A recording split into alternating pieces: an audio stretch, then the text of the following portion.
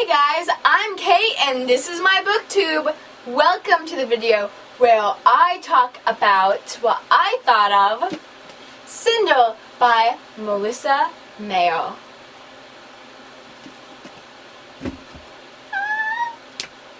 So, this is a very good book from a very good series, and it's been a little while since I've made a video because I had exams and then it was summertime and I got lazy, my brother graduated and busy. So I'm going to have to make a lot of videos to catch up. And I thought I'd start with my favorite series that I've read since I last made videos, which is the Lunar Chronicles. So, first thing I want to talk about, the cover. So I get that all the covers are supposed to have red accents, and that's why it's a red glass slipper. But I love this cover because I love red shoes. When I was little, I got my mom to buy me as many pairs of ruby red slippers as possible. And I didn't even like Wizard of Oz, I just thought the shoes were pretty. So this cover is a favorite of mine. Nice. And now for the actual book. I'm going to start with the person the book is written after. Cinder! Cinder is not exactly Cinderella. She's more comfy when she's grimy, unlike Cinderella, who felt so comfy in her beautiful silver ball gown.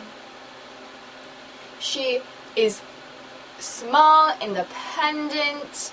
She doesn't let her stepmother step on her. If it was up to her, she'd be gone.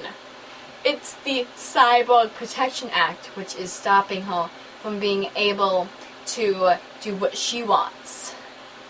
She's not the sweet little girl who does everything she's told, like in Cinderella. She's not Cinderella. She's Cinder. And I love seeing the difference. The next person we're going to talk about is Kai. Kai's not sure of himself. He doesn't know what to do. He's not ready to rule, and he doesn't know what he thinks. He doesn't know how he feels about these issues. And he needs help figuring out how he feels. And that's where Cinder comes in. Now Cinder and Kai together, they are the perfect couple. They're compatible. They help fix each other's problems. You know, Cinder is not exactly... Well, Cinder has problems. And Kai isn't sure of himself. He doesn't know what he believes in. And love with Cinder is what helps him decide how he really feels about things. Because being in love with a cyborg lunar helps him understand how he feels about cyborgs and lunars. Now we're going to talk about Audrey, the evil stepmother. Though I hate Audrey, she is not like the original stepmother. She is not jealous of Cinder. She did not force Cinder into this lower role like the stepmother did in Cinderella because she was jealous of how beautiful Cinderella was. The reason she's sure she doesn't treat her like a normal girl. But that's really not the stepmother's fault. It's cyborg prejudice. It makes everyone feel that cyborgs are not human, even though they are. I've had this conversation with my mom over and over again, how we both agree that just because they have a metal leg doesn't mean that they aren't human. It's not their fault. But it's not... Audrey is not as bad as the actual stepmother. It's not the same.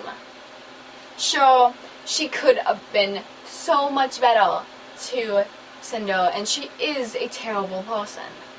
But the things that Cinder needed, that even if Audrey was a good mother, she wouldn't have got, because she's a cyborg.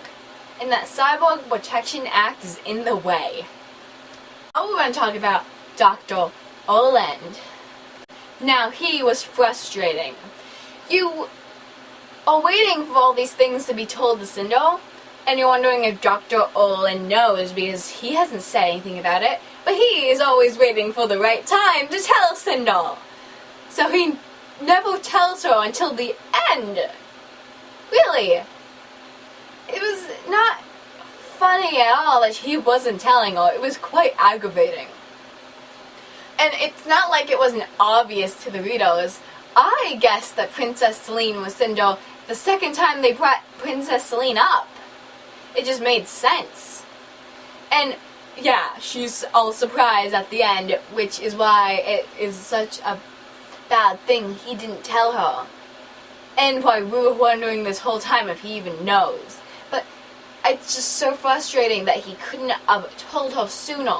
So many things wouldn't have happened if he told her. Another thing I want to talk about is that since the series is made off of fairy tales, it was so easy to guess. You knew what was going to happen, or you had a pretty good idea, because it was going in the same way the fairy tales did. You had the prince, you had the stepmother, you had Cinder, and you knew that she was going to go to the ball no matter how many times she said she wouldn't, and that he was somehow going to get her shoe, her foot, or something. It was, you just knew. Plus, there was so little, like, in the stuff they said, it was obvious that things were going to happen. We all knew Princess Celine was Cinder, and if we didn't know, well, sorry, I did. But it was very easy to read because you knew what was going to happen. But it also wasn't as surprising, and I'm sure the rest of the series, I can definitely say, was harder to guess. It definitely went more towards the scientific, the, future drama stuff than this one did. And it definitely went a little farther away from the fairy tales. But still, it's just a little too easy to guess. I love this book. It is great. I feel bad for Pinoni, I think that's her name. And it is a very good book. I love it. I love the series, so if you haven't read the rest of the series yet, get on it, because it's good. And thank you for watching my video on this beautiful book with this beautiful shoe. And I'll see you later. Oh, I forgot the thing that I said about that. Okay, don't forget. Like, dislike, I'm sure Judy will. Comment, do something. I would love to know how many that you guys are watching this video and that you guys are liking it. Because I'm pretty sure at the moment most of my videos that I've been watched are because I've had to show a friend it, or I need to make sure it worked and it says like 1 view. Oh yeah, that's the person who made the video. But I hope you guys like this video, and as I said, I'll see you later.